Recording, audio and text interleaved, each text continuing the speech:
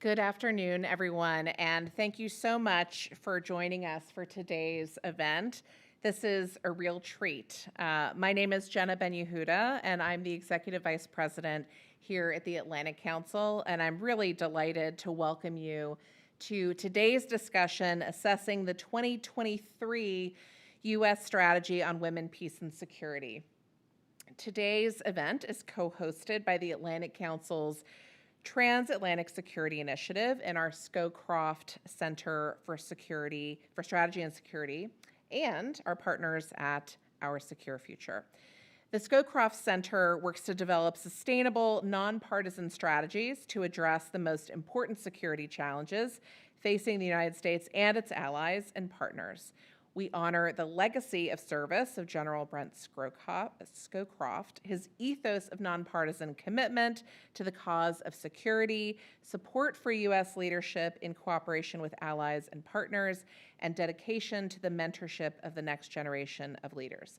So in keeping with this mission, our TSI initiative shapes and influences the debate on the greatest security challenges facing the North Atlantic Alliance and its key partners.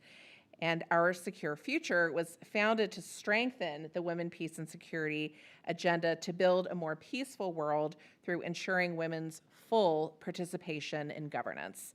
The organization works tirelessly, truly, to ensure the effective incorporation of gender perspectives into peace and security decision-making at the national and international level, which leads to greater security for everyone. 1 week ago today, the U.S. Strategy and National Action Plan on Women, Peace, and Security was released to the public. And while this strategy is specific to the United States, it emphasizes the need to work with allies and civil society partners in the effort to advance women's participation in peace and security decision-making. And as the U.S. seeks to address an evolving geopolitical environment experiencing truly an unprecedented explosion aimed at upending the rules-based international order we have known in our lifetimes, the release of this new WPS strategy provides a path forward for the U.S. and its network of allies and partners. So we gather here today to examine the success and challenges of WPS and the criticality of that approach in today's environment.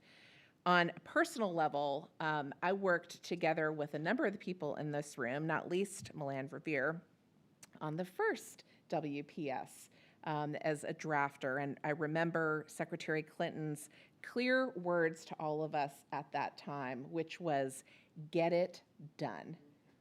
And get it done we did, especially under Melanne's leadership.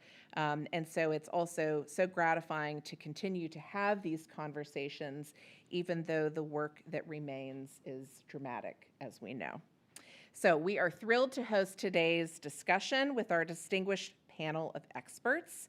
And I will turn it over to the wonderful Sahana Dharmapuri, Director of Our Secure Future. And without further ado, Sahana, over to you. Thank you so much, Jenna. Thanks for setting the stage, and thanks for those kind opening remarks. Really appreciate it. I am Sahana Dharmapuri. I'm the Director of Our Secure Future, Women Make the Difference. I'm pleased to host today's discussion on women, peace, and security. We're going to be talking about the new strategy, as Jenna mentioned, but we're going to get reactions. We're going to talk about the relevance of women, peace, and security today and the current context, and we want to also cover the path ahead for implementing this agenda. First, I'd like to welcome our distinguished guests and panelists. First, I'd like to start with Ambassador Melanne Verveer, who is the first U.S. Ambassador for Global Women's Issues at the United States State Department. In this position, Ambassador Verveer coordinated foreign policy issues and activities relating to the political, economic, and social advancement of women all over the world. Ambassador Verveer now serves as Executive Director of the Georgetown Institute for Women, Peace, and Security, and is also an Atlantic Council Board Director. Thanks for being with us today, Ambassador Verveer. We're also joined by Atlantic Council Board Director and Distinguished Fellow, Franklin Kramer. Mr. Kramer served as Senior Political Appointee in 2 administrations, including as Assistant Secretary of Defense for International Security Affairs. At the Department of Defense, Mr. Kramer was in charge of international defense and political military policy with worldwide responsibilities including NATO, Europe, and Russia. Thank you also for joining us, Mr. Kramer. And we are delighted to have Irene Feline joining us from Brussels virtually. Thank you so much. Ms. Feline is the Special Representative for Women, Peace, and Security at NATO.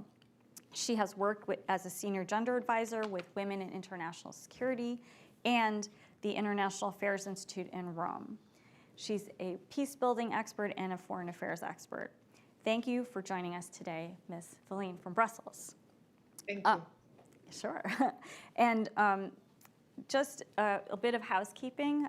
It's my pleasure to also welcome all of you, the audience, both in person and virtually to this conversation. A little bit of housekeeping. We'd love to encourage the audience to be part of the conversation. And if you're turning into the event virtually, there is a way for you to submit questions to our panelists. You can go to askac.org to input your questions, and we have a team here looking at those, and we'll be forwarding those during the Q&A. And those of you who are in person, there will be a standing mic available on the side of the room for you to ask your question when we get to the Q&A portion of the event. So I'd like to kick off our conversation. We just heard from Jenna that the Women, Peace, and Security Strategy, the second one for the United States, was just released last week. And I'd like to invite our panelists to offer some of their reactions, comments.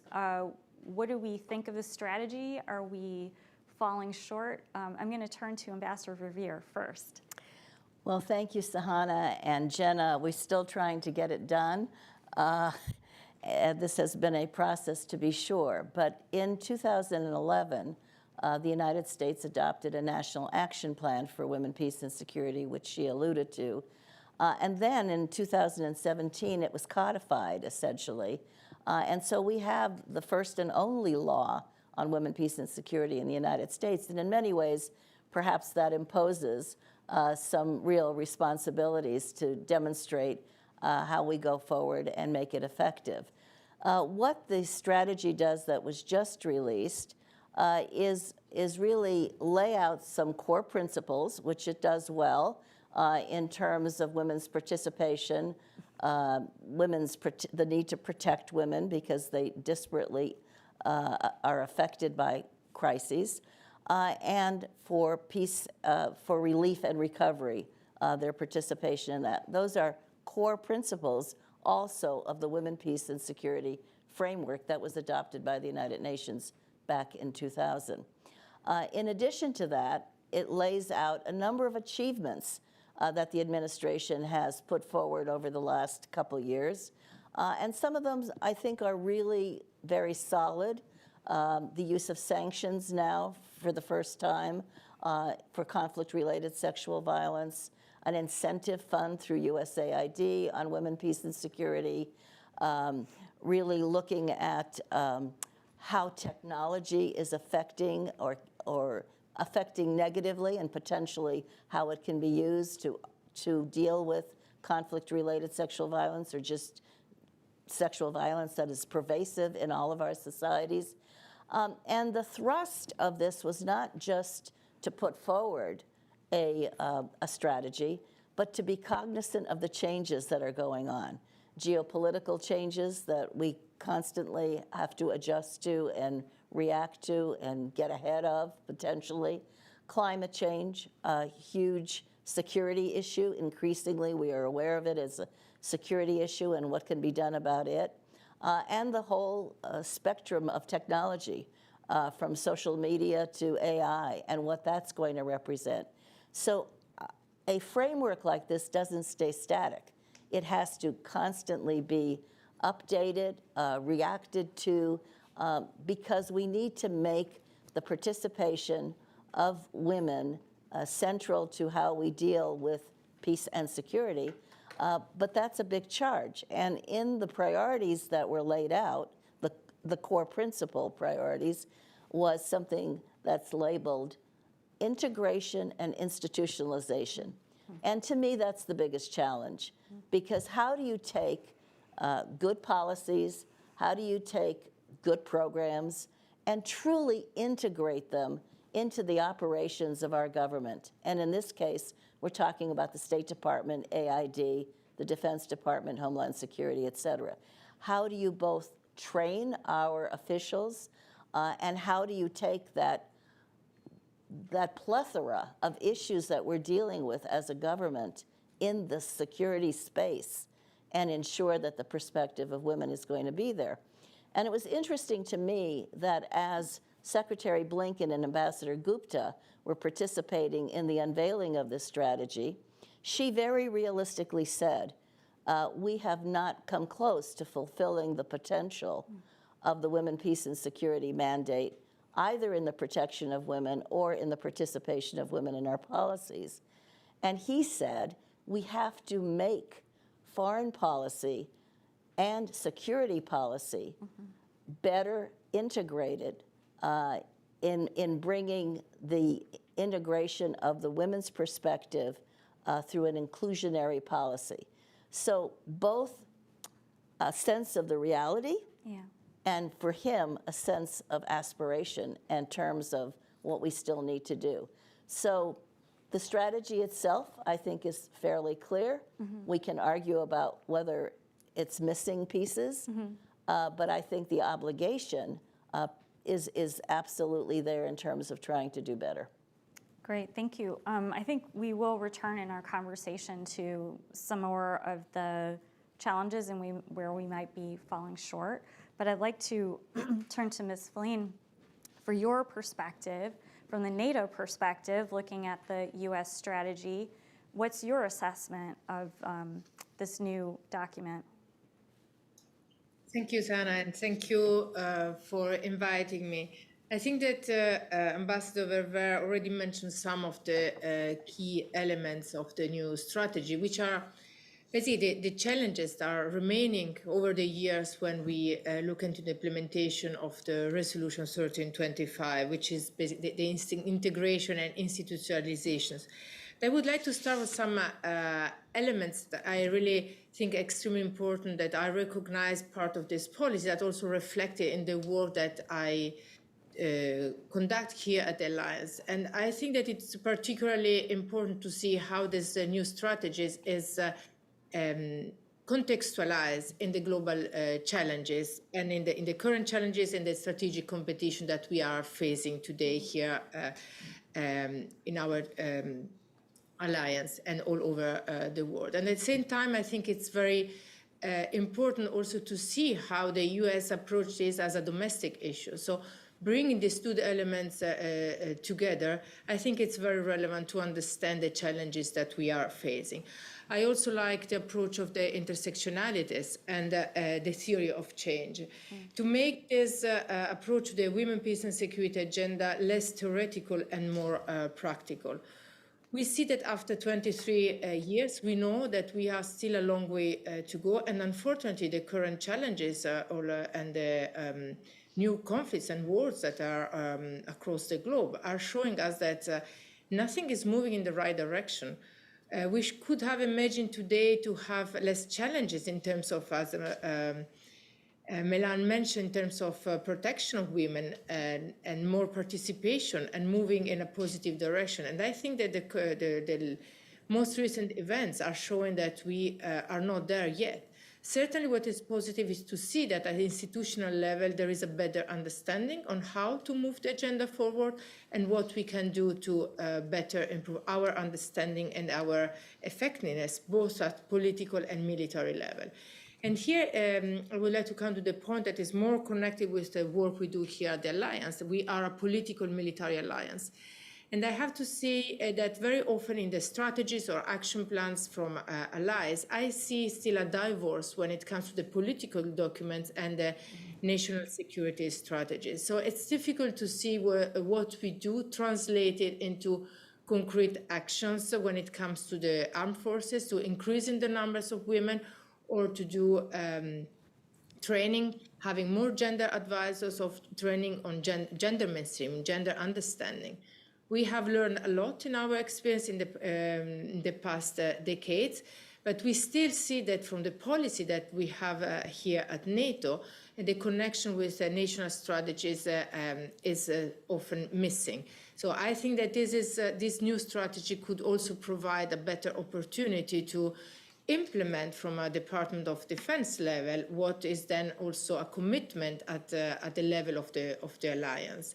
To put in place mechanisms to see more women participating in the armed forces. Even so, the US are better, performing better than the average of NATO allies, where we stay around the 12%. In the US in 2021, you were at 70.3. Still, we cannot talk about gender equality in the armed forces.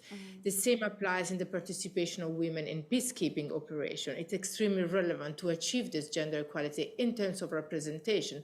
But at the same time, it is also in terms of understanding the challenges, the barriers, and have a different mindset when it comes to our way of conducting our operations. And this comes with the pre-deployment training that are responsibility of our allies, and then needs to be put in place, not only in the committee and the paper, but in reality and in actions by all of our allies.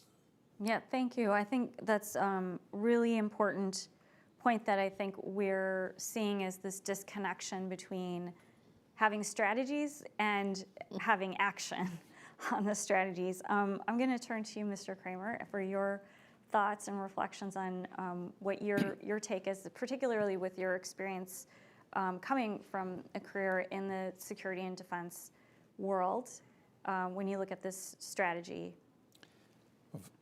First, thank you very much for having me and both of my colleagues. It's an honor to be on the panel. So where I would start is I think it's useful to reflect that the 2019 strategy was what I would call an initiator and a good one.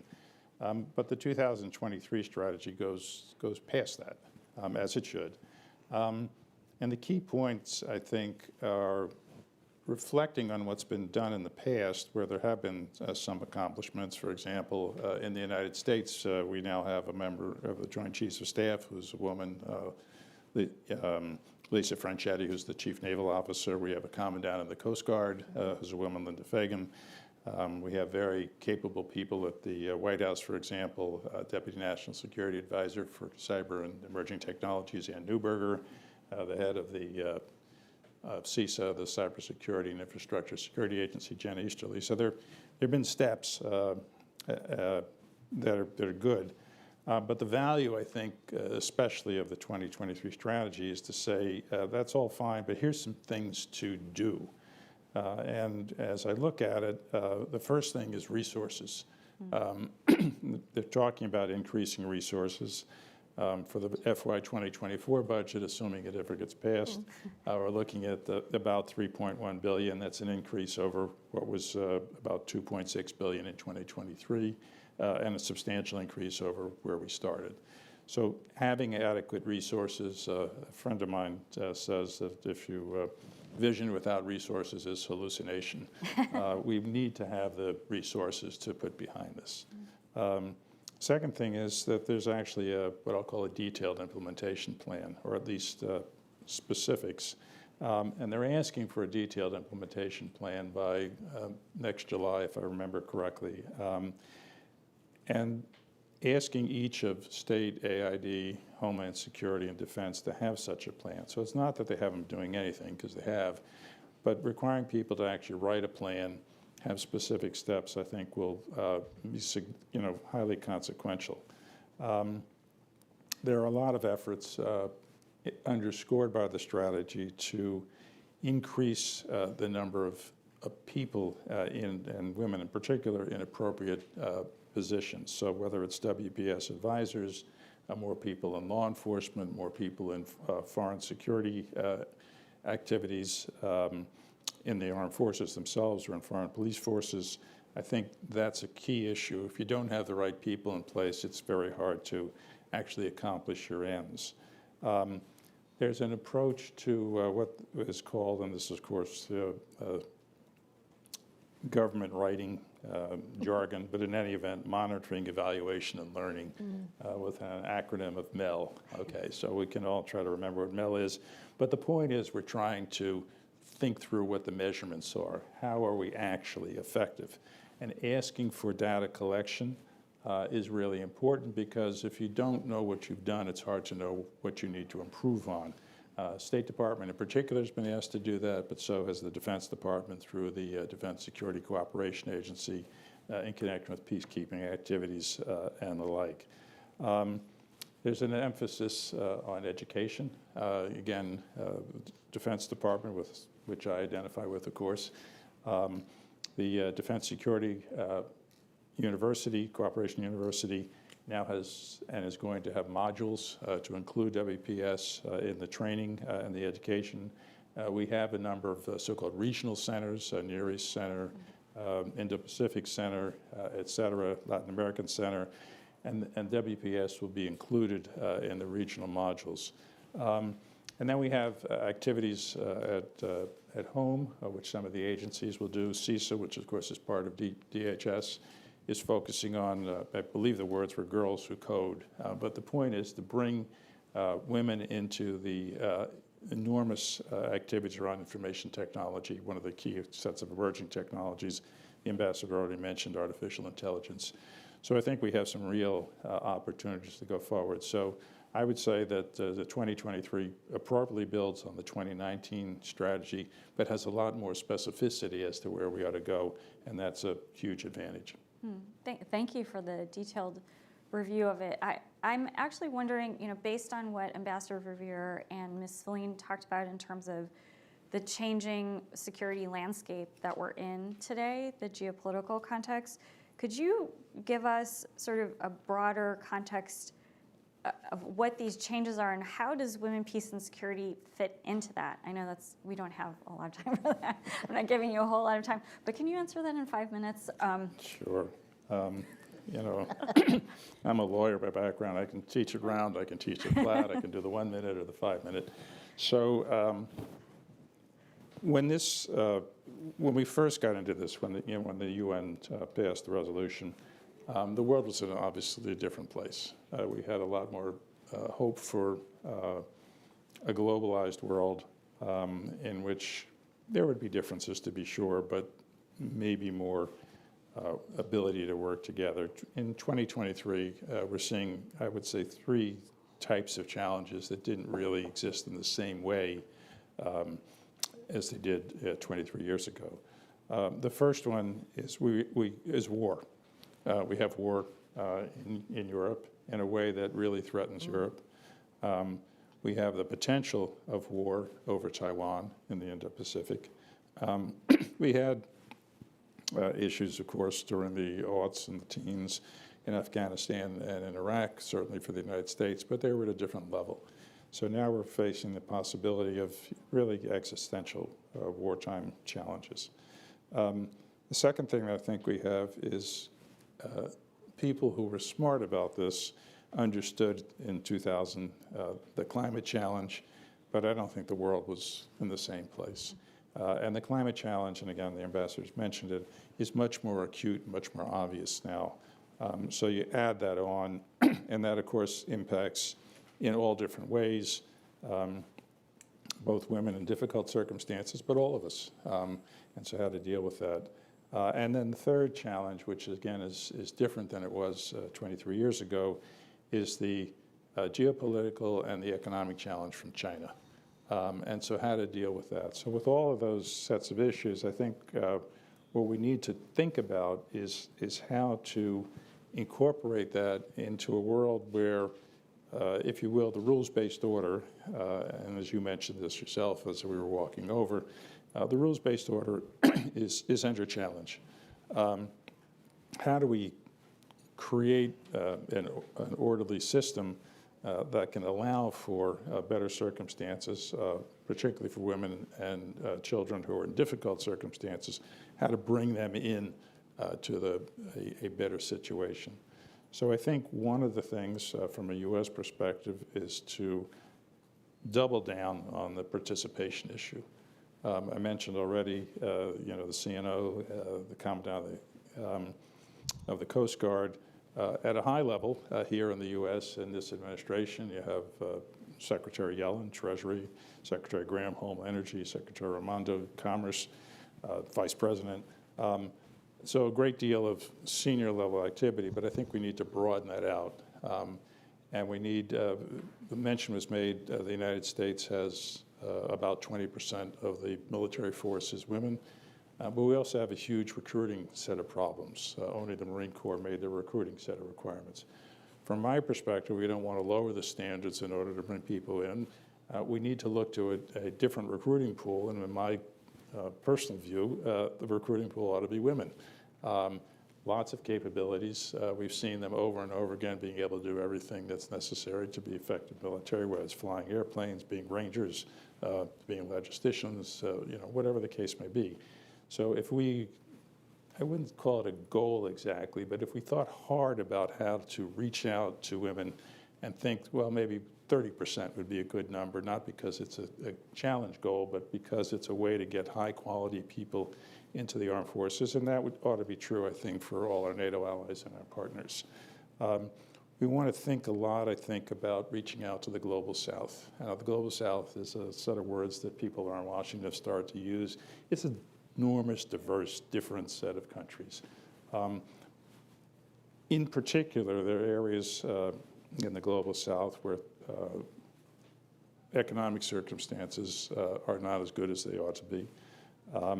We want to think, I think, about how to engage on health, on education, on vocational skills, and in particular bring women into providing those.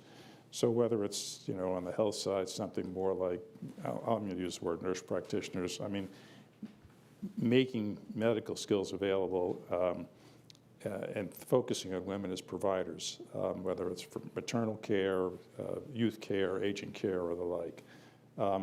With respect to things like education, thinking about primary schools, teachers, and that, but also secondary schools and universities. There's a concept of community development where women have been very important. Again, we were talking beforehand, had some involvement. I don't want to overstate, other people were really involved in community development in Sierra Leone, which has become an important element of the peacekeeping approach there, where communities that really were very much at odds have now been able to work together. Building on community development, I think, is key.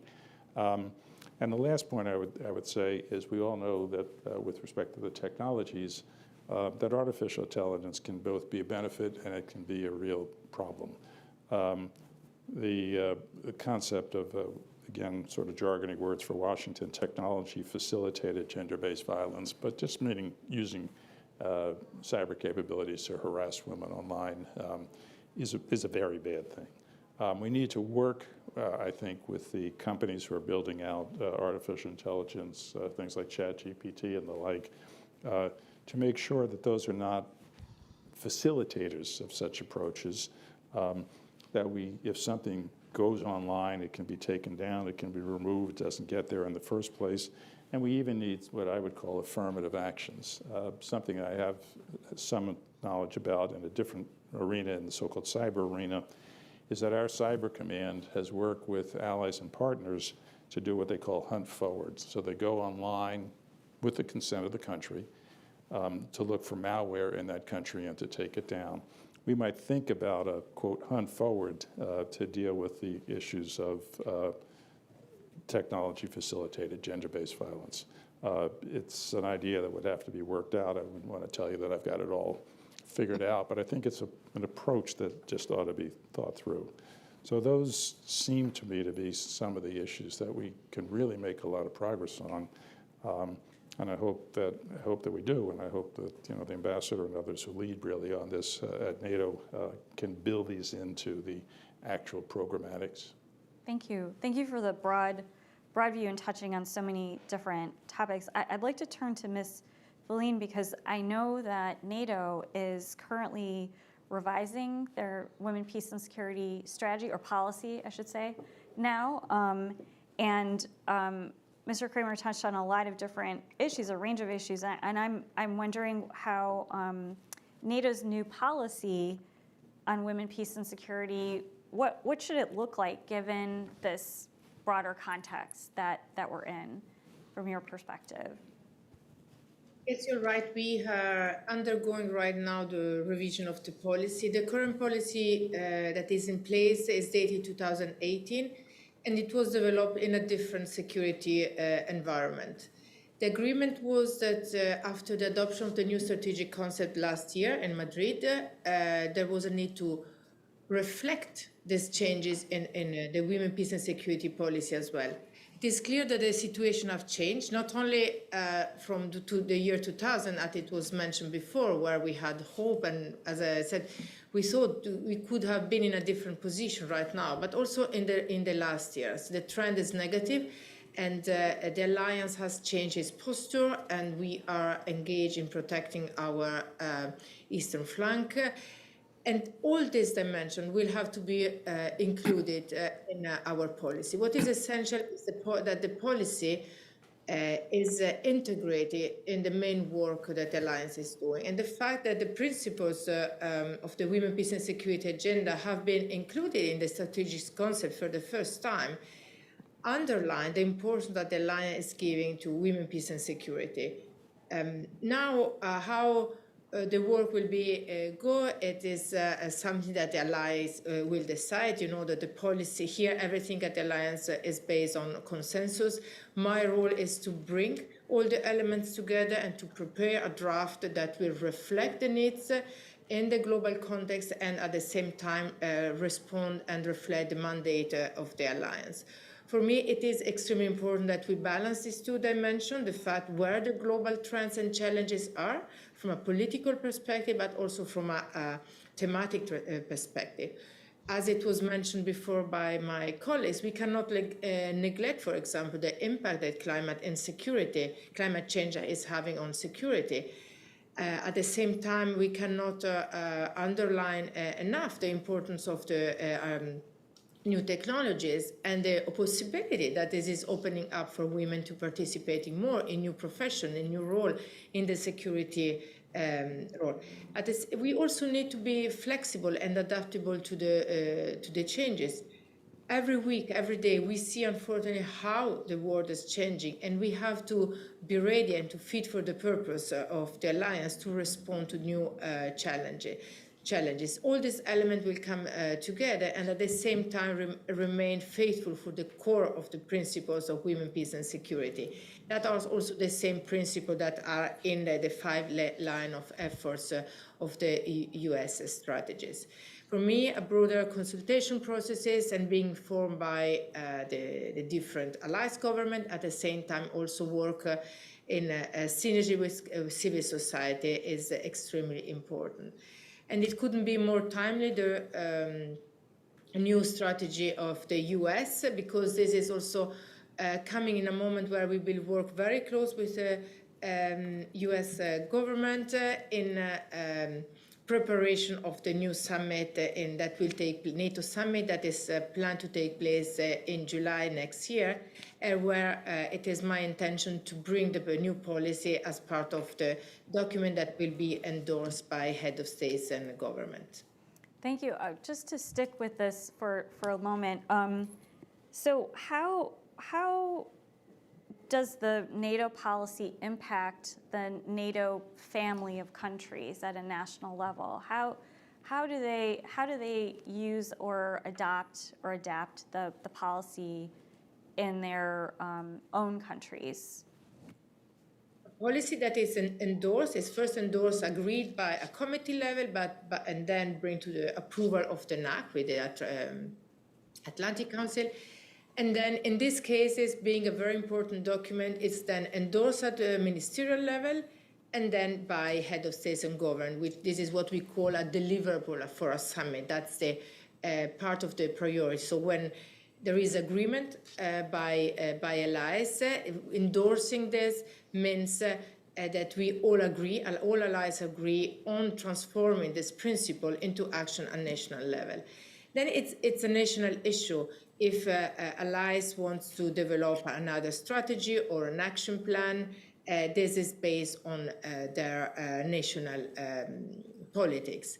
General allies are all committed when it comes to this policy, and is translating into the requirements I was mentioning before, especially at the military level. We talk about interoperability, and this is reflected also on the need to have the same understanding and the same preparations for all our armed forces. Because if we need to deploy our armed forces in a NATO mission or an operation, we need to make sure that we all have the same understanding and these policies are integrated. This applies to the gender understanding, but also I would like to refer to other policies that we have in place that are part of the family of the under the human security approach, but in particular conflict-related sexual violence that has a dimension that is part of the human security, but is also reflected in our women, peace and security policy. It is extremely important for our armed forces to be trained before being deployed, to understand how to prevent and respond in case they face with survivors of conflict-related sexual violence.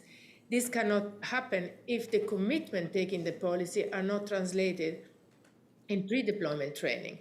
So what we do as an alliance is to provide some training, and can be online modules with our allied commands in Norfolk and Virginia, and where we work in synergy to develop training that can be made available online for all our armed forces. But normally they are also translated, they have to be translated into concrete actions. This at national level. But then it's also all a planning part, and is a strategic thinking part of both the Ministry of Defense and Ministry of Foreign Affairs. Okay, thank you. I'd like to return to this in a moment, but to also include the question of how to engage civil society in these processes. But I do want to, for the moment, turn to Ambassador Revere. Okay, so we've had 2 decades or more of women, peace, and security. We all know that women and girls, men and boys have different experiences of conflict, and women and girls in particular are impacted disproportionately. And I think that's not controversial anymore. But we still seem to have a problem in communicating why women, peace, and security is so central to solving conflicts, to reducing violence, to increasing protection. So I'm wondering if you could speak to a bit of that. And I do think it is connected to civil society engagement. So, well, I want to answer that, and I want to follow up a little bit and concretize some of what Franklin said, because I think they both go together. First of all, countries are much more peaceful and prosperous when gender equality flourishes and women's well-being flourishes. And I point to what happened last week, which was we at the Georgetown Institute for Women, Peace, and Security released our 4th edition of the Women, Peace, and Security Index, which is the only index of its kind. And what it looks at is the well-being of women. So my colleague here talks some about women's political participation at the highest levels and the need to bring that down, talked about education, the health of a society. And what the index demonstrates incontrovertibly using highly recognized data is there is a correlation between the well-being of women and the well-being of nations. We rank 177 countries. The bottom 20 are in conflict. And their position in terms of the well-being of women is disastrous. And what we look at is not a single dimension. It's a multidimensional, 3-dimensional, in fact. One is inclusion, so education, political participation, economic opportunity and participation. Issues having to do not just with that, which are always looked at, but justice. What kind of discrimination are women getting in terms of starting businesses or trying to move forward in all the ways that would enable them to flourish? And thirdly, security. Are they secure in their homes? Are they secure in their communities? And certainly in terms of one of the major insecure areas is proximity to conflict. In fact, we look at Colombia, we do some subnational analysis in Colombia, and those provinces closer to conflict areas are really in terrible, terrible shape. So I do think that we have to put more emphasis on the well-being of women in our societies, because it's good in and of itself. It's a value we all share, but it's so critical to peace and security. Now let's look at climate change. One of those new areas we're all experiencing in ways we prefer not to experience, clearly. But there is a direct correlation between climate, gender, and security. There's a nexus, in fact. Let's take women in the Global South, several references to the Global South. You're seeing increased displacement. You can't farm anymore because the ground is not going to allow it. Major flooding, again, taking away the right to sustain yourself. So there's movement, and as these populations move, there is greater competition for diminishing resources. When that happens, you've got conflict. You've got it now between pastoralists and farmers in parts of Africa. You've got a serious problem in Central America. So these are issues we clearly need to focus on that, yes, are part of the Women, Peace, and Security framework. And then I just want to mention, again, the need to invest in women capacity training, call it what you will. But we have women's organizations all over the world, particularly in the Global South. They are keeping life together in many, many ways. They are the first responders when it comes to peace and security. They are the facilitators. They are creating dialogue. They are creating reconciliation. Not only are they minimally funded, but there is no relationship between the peace work they are doing it, call it track 2, call it track 3, and the formal peace talks in which they never get to participate, or the knowledge that they have on the ground never gets to inform those negotiations. So these are some of the real serious kinds of things to build on what Franklin said that I think we need to be focused on, because they're not pie in the sky. They are about how do we ensure the peace and prosperity we want to see in our world and avoid the conflicts that are growing and proliferating in ways that are becoming very difficult to deal with. So, I mean, all three of you have touched on the importance of, and not touched on, but actually given very specific examples of the necessity, the need for women's voices and participation and perspectives into these security issues and understanding them. So why doesn't it not happen? why doesn't it happen, or how can we do it better? I'm going to throw that to you, to you all. What can we do? What can we take from maybe the strategy, or maybe we have to think further, or do we have to do some practical things? How do we engage civil society to have their voices more amplified? Well, one way, and it's based on my own experience in government, is that we have traditional ways of doing things. Let's look at the State Department. Our diplomats have a way that they've always forged better efforts at addressing the problems they're involved in. So today we've got Ukraine, we've got the Middle East, we've got Yemen, we've got Sudan. How many of the programs and policies, and particularly the implementation of them, bring that perspective, that inclusive perspective that Secretary Blinken talked about when he announced this strategy? I think it's largely still missing.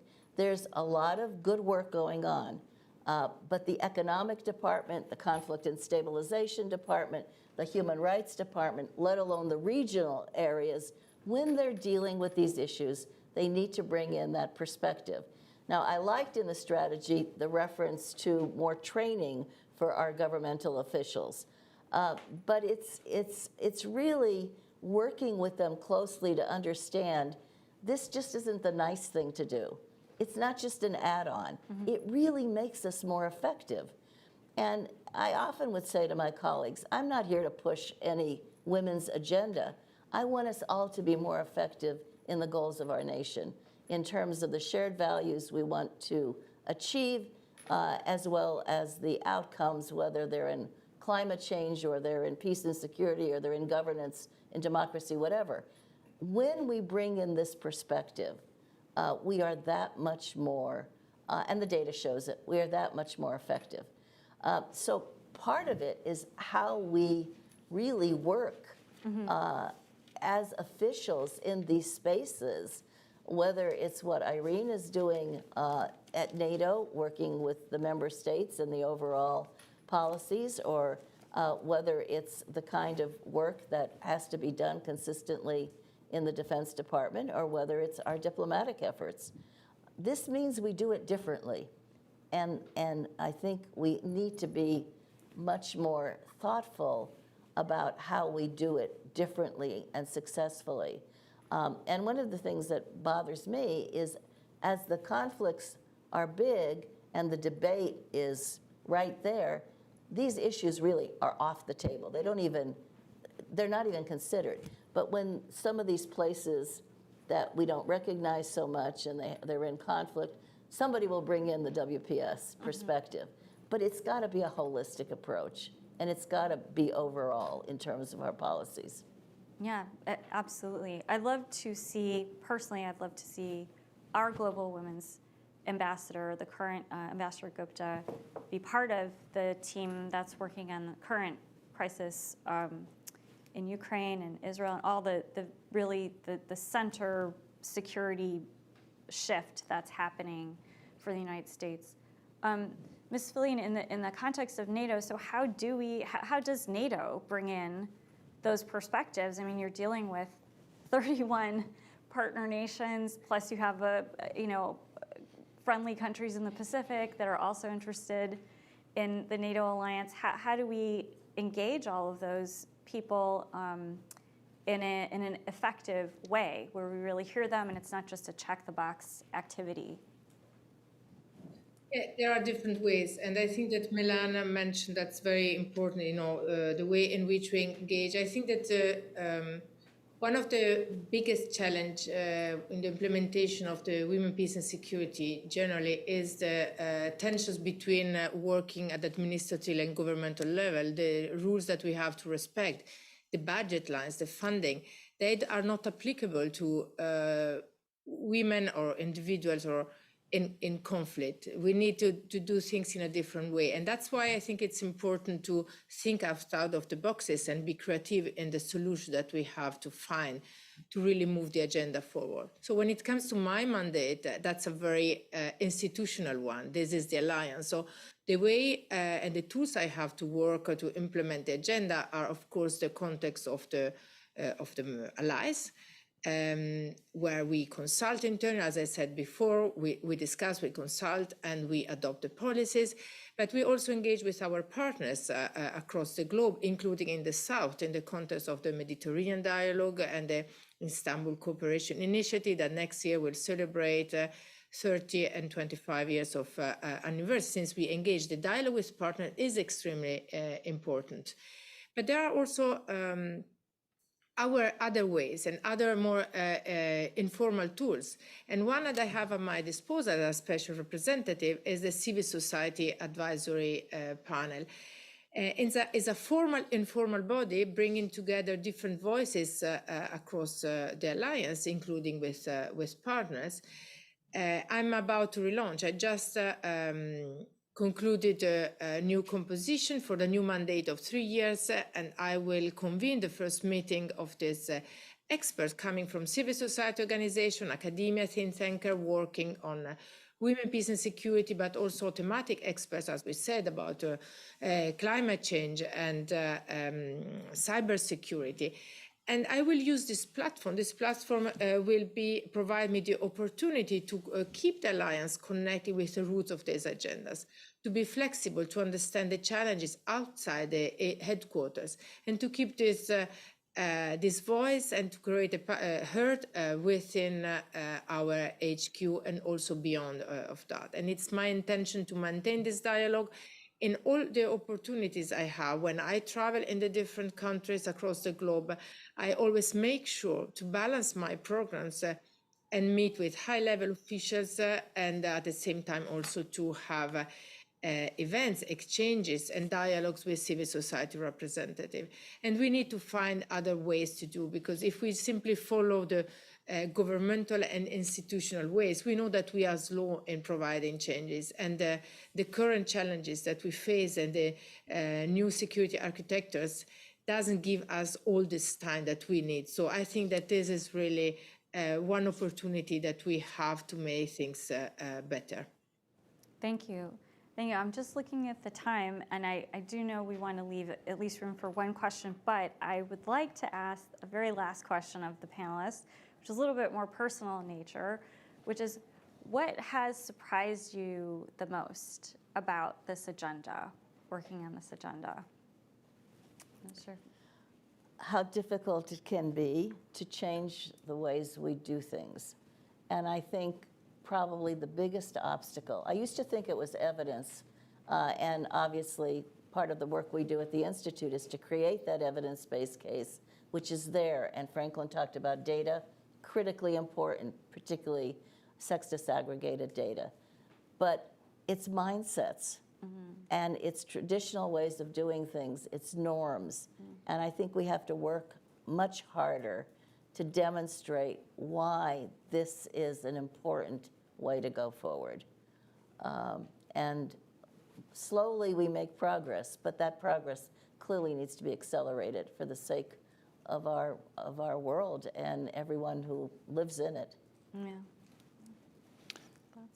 The thing that surprised me most actually was the insufficient resources. When I looked through what was done starting 2017, let's say, and forward, the numbers are, for a Defense Department brat like myself, really quite small. And again, I think you can't get to where you need to without sufficient resources. One particular area, which you've alluded to, particularly in the Global South, particularly in the context of conflict, there are a number of humanitarian organizations that do really, excellent work. And although they don't put the WPS as their leading set of activities, they're really doing those kinds of things. So we want to think about enhancing resources for humanitarian activities in conflict situations. And then stepping back, things I mentioned earlier, how to build out circumstances, whether it's in Africa or otherwise, for health and education and the like, a lot more resources. I think that we've been asked, or White House has asked the agencies, the departments, to have a detailed implementation plan. But unless there are resources, that plan will not make, those plans, I should say, will not actually be able to be effectuated. So thinking hard about how to, for example, in NATO, there's a notion that at 2% of your GDP, minimal amount for security activities, military activities, and 20% of that ought to go to investment. I'm not saying that NATO needs to have a specific number with respect to the WPS agenda, but the notion that adequate resources is necessary to get to where you want to go, I think, is most critical. Can I just say that when Jenna opened, she referenced the National Action Plan that we were all working on? Yeah. When that plan was produced, we were told by the White House, don't expect any money. You can put the plan together, but we don't have any resources. So you're right on, and it has improved some. There is an incentive fund, but it's how we break it down and where the money goes and how much there is. Just to, if I remember right, the incentive fund is about $70 million. My own personal budget, and this is years ago, on arms sales was in the multi-billions. Our priorities. And so we just have to think our way through. I'm not saying we have to have multi-billions. Well, I do think we need multi-billions, but it doesn't have to be as many as arms sales. But I think we just need to get the resources in place, because you can have all the goodwill in the world, but unless you have the capability to actually effectuate actions, you're not going to get there. Yeah. We had diplomats in our embassies who said, we really want to begin to implement this idea, and we know how it can work here, but we don't have any resources in the embassy budget. Very interesting. Ms. Feline, last Yeah, comment. I couldn't agree more on the question of the funding. I think that's always been the usual problem. You know, we develop the strategies and the action plan, but there is no funding. So how is it possible to do actions with no funding based on voluntary contribution, based on women and civil society organization, or on the willingness of diplomats, because they take this as a personal fight, but that shouldn't be the case. It should be institutionalized. It's not personal. It can be personal. But then it's because there can be a higher commitment for education or for other reasons, but this should be part of the way in which we deal with our policy.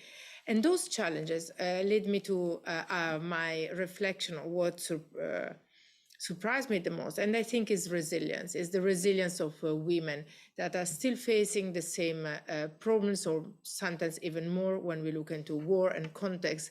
There is no peace. There are countries where war has constantly affected women, survivors of violence, losing their children, not having the possibility to work and to have an economical stability, or health, having health services. And women are resilient, and women never give up. We see how we fight and engage with all the possible tools that are available. And I think that that's for me what is surprising the most, in a moment where things are not progressing in a positive way, where we are not, when we look at peace in the world, where we would have love to be and where we should be. I never see women giving up. And for me, the resilience of women is what gives me the strength to continue my work here at NATO, but together with all people and different stakeholders that are committed to advance the women, peace and security agenda globally. So if we continue with the resilience, Yes. have the money, and Yes. change the mindsets, we're on our way. Yes, that's exactly my key takeaways. Let's move strategy to action. Let's find the money, and let's get it done. Yeah. Unfortunately, we are at the end of our panel, and we don't have time for one question. I'm so sorry to the audience and to those joining us virtually, but this has been such a rich discussion, and I'm sure we could have talked for another 4 or 5 hours about each of these topics. I want to thank Ambassador Revere, Special Representative Feline, Mr. Kramer for joining us and making the time to be here and to discuss women, peace, and security with us, and thinking through some of these really tough issues about how to move this agenda forward. And on behalf of the Atlantic Council and Our Secure Future, I really want to thank all of you for attending and engaging in this program today. It's been a pleasure really to moderate this event, and I'm really looking forward to future events on women, peace, and security here at the Atlantic Council. Thank you so much.